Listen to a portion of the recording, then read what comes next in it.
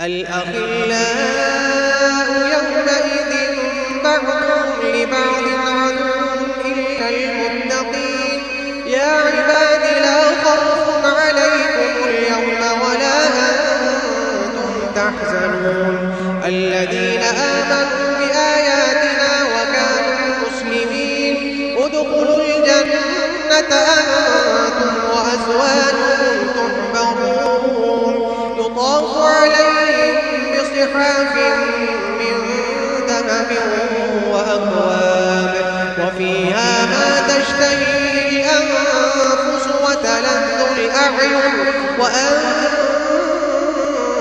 فيها خالدون. وتلك الجنة التي أورثتموها بما كنتم تعملون. لكم فيها فاكهة كثيرة منها تأكلون. إن المجرمين في عذاب جهنم خالدون لا يفتر عنهم وهم فيه مبلسون. وما ظلمناهم ولكن كانوا هم الظالمين. ونادوا يا مالك ليقض علينا ربك قال إنكم ماكثون. لقد جئناكم بالحق ولكن أكثركم للحق كارهون. كم أبرموا أمرا فإنا مبرمون. أم يحسبون أنا لا نسمع سرهم ونجواهم بلى ورسلنا لديهم يكتبون.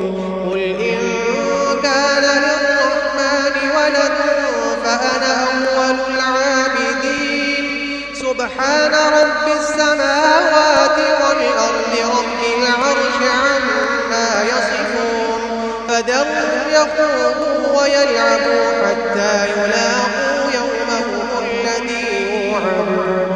وهو الذي في السماء إله وفي الأرض إله وهو الحكيم العليم. وتبارك الذي له ملك السماوات والأرض وما بينهما وعنده علم الساعة وإليه ترجعون. ولا يملك الذين يدعون من دونه الشفاعة إلا من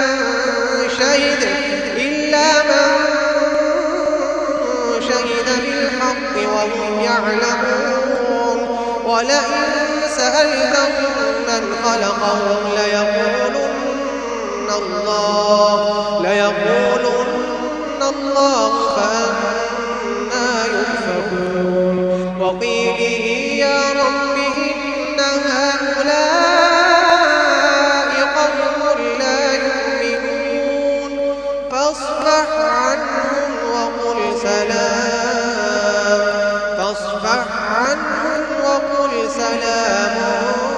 فسوف يعلمون.